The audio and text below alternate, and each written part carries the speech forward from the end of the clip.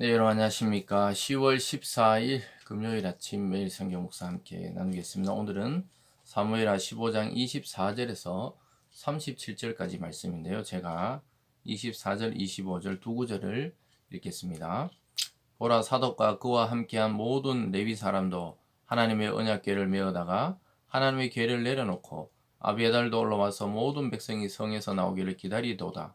왕이 사독에게 이르되, 보라, 하나님의 궤를 성읍으로 도로 메어가라. 만일 내가 여호와 앞에 은혜를 입으면 도로 나를 인도하사 내게 그 궤와 그 계신 데를 보이시리라. 아멘. 한 구절을 더 읽겠습니다. 31절에 가보면 이런 말씀이 있습니다. 어떤 사람이 다윗에게 알리되 압살롬과 함께 모반한 자들 가운데 아히도벨이 있나이다 하니, 다윗이 이르되 여호와의 원하옵건대 아히도벨의 모략을 어리석게 하옵소서 하니라. 아멘. 오늘 본문의 내용을 중심으로 기도와 기회, 기도와 기회라는 제목으로 말씀을 증거하겠습니다. 다윗은 이제 왕궁을 피해서 급히 도망가면서 일어났던 상황들을 적고 있습니다. 어제 살펴보는 대로 다윗은 다시 광야의 길로 가려고 하고 있습니다. 아들 압살롬과의 전쟁을 피하고 백성의 목숨을 구하기 위해서 예루살렘 성을 자기가 비워주는 모습을 보게 됩니다. 그것도 다 하나님의 뜻으로 받아들인 것이죠. 오늘도 마찬가지 그것이 이어지는데요. 이제 다윗이 궁을 떠나려고 하니까 사독과 또 언약궤를 메는 그 제사장 그룹이 다윗을 따라 도피를 같이 하려고 그래요. 그러니까 법궤를 메고 같이 가려고 하는 장면이 나옵니다.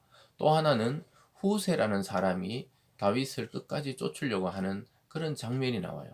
이러한 사람들을 통해 하나님 다시 한번 다윗이 왕권을 잡는 기회를 허락한다는 것을 나중에 보게 됩니다. 어쨌든 이 아히도벨이라는 사람이 등장하고 후세라는 사람이 등장하는데요. 이 둘 다 다윗의 책사였습니다. 어떻게 보면은 그 지혜를 통해서 정책을 주장하는 사람입니다. 특별히 아히도벨이라는 사람은 다윗 왕의 보좌관이었는데 갑자기 압살롬에게로 갔다는 소식을 다윗이 들으면서, 그가 워낙 머리가 뛰어나기 때문에 다윗은 하나님께 기도합니다. 그의 계략이 무너지기를 기도하는 것을 보게 돼요.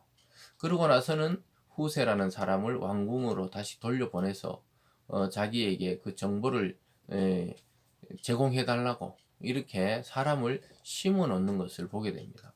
그래서 오늘 기도를 통해 하나님이 행하신 걸 기대하지만 또 사람을 만나서 그 기회를 잡는 다윗의 모습을 보게 됩니다.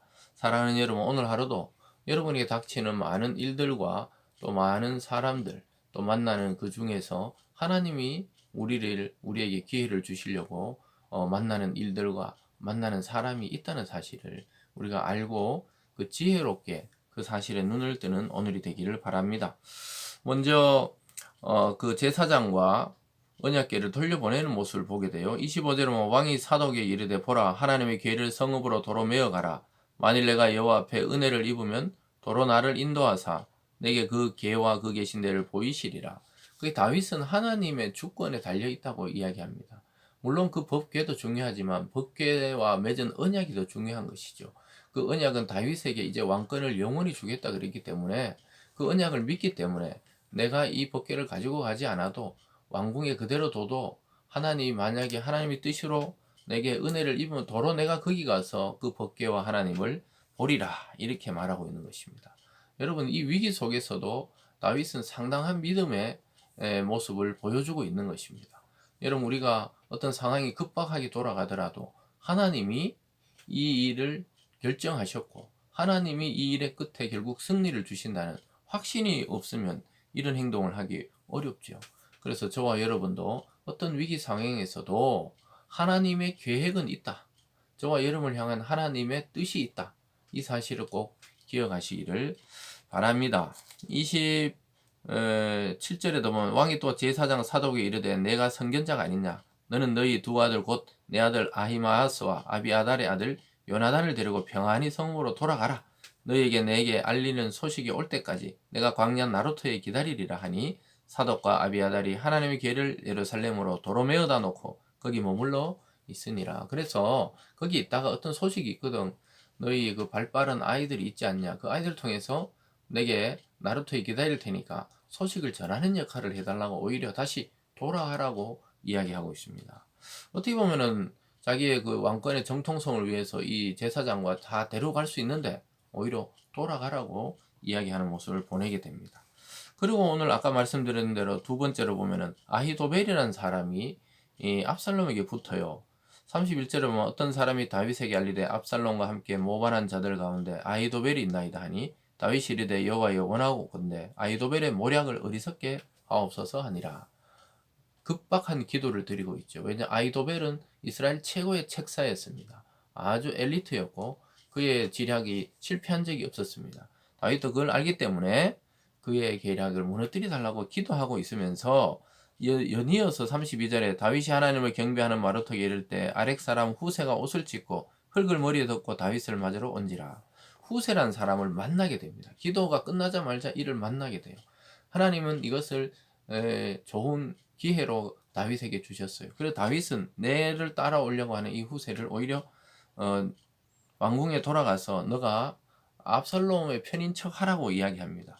그러고 나서 나중에 이 나에게 그 정확한 정보를 전해달라 또 그렇게 이야기를 하는 것을 보게 됩니다. 34절에 그러나 내가 만일 성읍으로 돌아가 압살롬에게 말하기를 왕이여 내가 왕의 종이더이다. 전에는 내가 왕의 아버지 종이었더니 이제는 내가 왕의 종이다 하면 내가 나를 위하여 아히도벨의 모략을 피하게 하리라.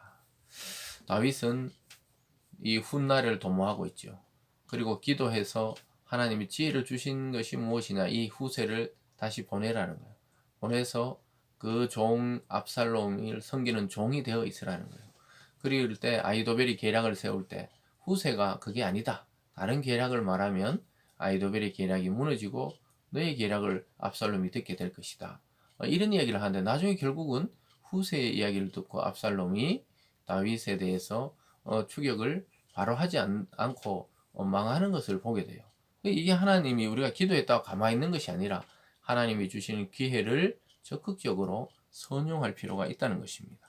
모든 상황과 만남을 주관하시는 하나님을 오늘 또 믿으시고 하나님의 손에 구원이 달려있다는 사실을 우리는 깨달아야 할 것입니다. 그리고 기도 후에 가만히 있는 것이 아니라 이것이 기회인지 아닌지 판단하는 지혜가 있어야 되겠습니다. 그래서 어떤 만남이든 만남을 주실 때 최선을 다해서 하나님 나라를 확장하는 우리들이 되기를 바랍니다. 기도하겠습니다.